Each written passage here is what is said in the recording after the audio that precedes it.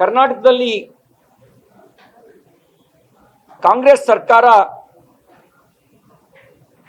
ಜನರಿಗೆ ಯಾವ ವಿಶ್ವಾಸವನ್ನು ಮೂಡಿಸಿ ಅಧಿಕಾರಕ್ಕೆ ಬಂದಿತ್ತೋ ಆ ವಿಶ್ವಾಸವನ್ನು ಉಳಿಸ್ಕೊಳ್ಳೋದ್ರೊಳಗೆ ವಿಫಲ ಆಗಿದೆ.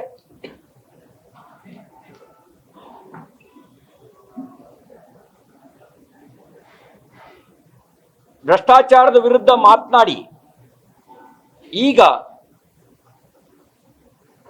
ಪ್ರತಿಯೊಬ್ಬ ಮಂತ್ರಿ ಭ್ರಷ್ಟಾಚಾರದಲ್ಲೇ ತೊಡಗಿದ್ದಾರೆ. ಹೆಚ್ಚಿನ ಮಂತ್ರಿಮಂಡಲದ ಸದಸ್ಯರುಗಳ ಮೇಲೆ ಭ್ರಷ್ಟಾಚಾರದ ಆರೋಪ ಇದೆ.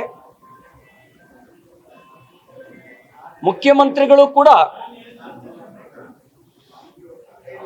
ಭ್ರಷ್ಟಾಚಾರದ ಆರೋಪದಿಂದ ಮುಕ್ತರಾಗಿಲ್ಲ.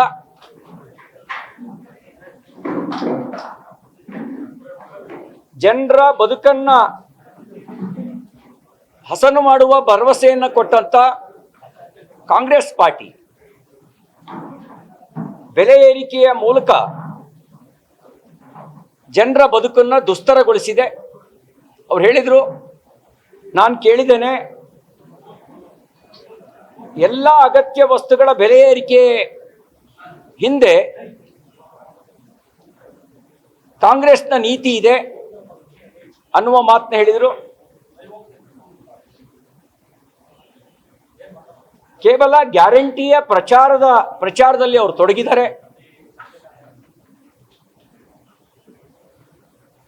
ಆದರೆ ಜನರ ಬದುಕಿಗೆ ಗ್ಯಾರಂಟಿ ಇಲ್ಲದಂತಾಗಿದೆ.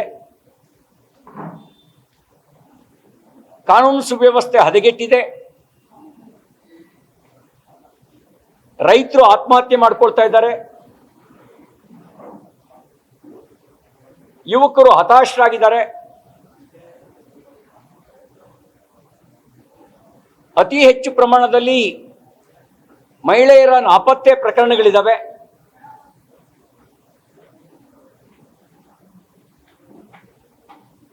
ಈ ಎಲ್ಲ ವೈಫಲ್ಯಗಳು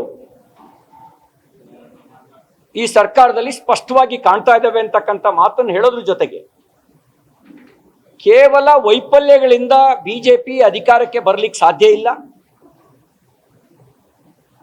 ಕಾಂಗ್ರೆಸ್ ವಿಫಲತೆಯನ್ನ ಹೊಂದಿದೆ ಅನ್ನೋ ಕಾರಣಕ್ಕೆ ನಾವೇ ಅಧಿಕಾರಕ್ಕೆ ಬಂದ್ಬಿಡ್ತೀವಿ ಅನ್ನುವಂಥ ಭ್ರಮೆಯಲ್ಲಿ ಬಿಜೆಪಿಯ ಮುಖಂಡರುಗಳು ಇರಬಾರ್ದು ಅಂತಕ್ಕಂಥ ಕಿವಿ ಮಾತನ್ನು ಕೂಡ ಹೇಳಿದರು. ಅದಕ್ಕೆ ಅವರು ತಮಿಳುನಾಡಿನ ಉದಾಹರಣೆಯನ್ನು ಕೊಟ್ಟರು. ತಮಿಳುನಾಡಿನಲ್ಲಿ DMK ವೈಫಲ್ಯ ಎದ್ದು ಕಾಣ್ತಾ ಇತ್ತು. ಆ ವೈಫಲ್ಯದಲ್ಲಿ ಅಧಿಕಾರಕ್ಕೆ ಬರ್ಬೋದು ಅನ್ನುವಂಥ ವಿಶ್ವಾಸ AIDMKಗಿತ್ತು. ಮಧ್ಯದಲ್ಲಿ TVK ಅಂತ ಪಕ್ಷ DMKಯ ವೈಫಲ್ಯದ ಲಾಭವನ್ನ ಪಡಿತು. ಹಾಗಾಗಿ ಬಿಜೆಪಿಯ ನಾಯಕರುಗಳು ನೆಕ್ಸ್ಟ್ ನಮ್ಮದೇ ಅಧಿಕಾರ ಅಂತ ಸುಮ್ಮನೆ ಕೂರಬಾರ್ದು, ನೀವು ಪರ್ಯಾಯವನ್ನು ಕೊಡಬೇಕು. ಆ ಪರ್ಯಾಯ ಮೋದಿಜಿ ಹೇಗೆ ದೇಶಕ್ಕೆ ಪರ್ಯಾಯವನ್ನು ಕೊಟ್ಟಿದ್ದಾರೋ, ಜಾಗತಿಕ ಸಂಕಷ್ಟಗಳ ನಡುವೆನೂ ದೇಶವನ್ನ ಸುರಕ್ಷಿತವಾಗಿಡುವಂತ ಕೆಲಸವನ್ನ ಎಲ್ಲ ಕ್ಷೇತ್ರಗಳಲ್ಲೂ ಮಾಡ್ತಾ ಇದ್ದಾರೆ.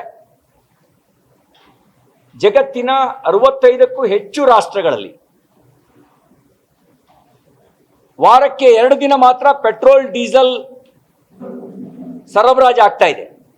ಆದರೆ ನಮ್ಮ ರಾಜ್ಯದಲ್ಲಿ ವಾರಕ್ಕೆ 7 ದಿನ ಪೆಟ್ರೋಲ್ ಡೀಸೆಲ್ ಸಿಗುತ್ತೆ. ಅದಕ್ಕಾಗಿ ದೂರದೃಷ್ಟಿಯ ಯೋಜನೆಗಳು, ಭವಿಷ್ಯದಲ್ಲಿ ಬರುವ ಸವಾಲುಗಳನ್ನು ಎದುರಿಸೋದಕ್ಕೆ ಬೇಕಾದಂಥ ಸಿದ್ಧತೆ, ಹಾಗೆಯೇ ಕರ್ನಾಟಕದಲ್ಲೂ ಅಂಥದೇ ಒಂದು ನೇತೃತ್ವದ ಪರ್ಯಾಯವನ್ನು ನಾವು ಕೊಡಬೇಕು.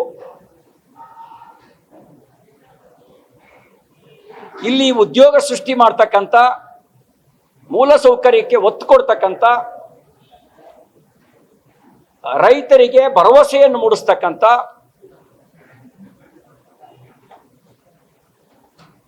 ವಿಶ್ವಾಸಾರ್ಹವಾಗಿರ್ತಕ್ಕಂಥ ಪರ್ಯಾಯವನ್ನ ಕಟ್ಟಿಕೊಡಬೇಕು ಅದಕ್ಕಾಗಿ ಕಾಂಗ್ರೆಸ್ ವೈಫಲ್ಯಗಳನ್ನು ಹಿಡಿದುಕೊಂಡು ನಿರಂತರ ಜನಪರ ಹೋರಾಟದ ಮೂಲಕ ಜನರ ಜೊತೆಗೆ ಸಂವಾದದ ಮೂಲಕ ಒಂದು ತಂಡವಾಗಿ ಕೆಲಸ ಮಾಡಬೇಕು ಅನ್ನುವಂಥ ಸೂಚನೆಯನ್ನ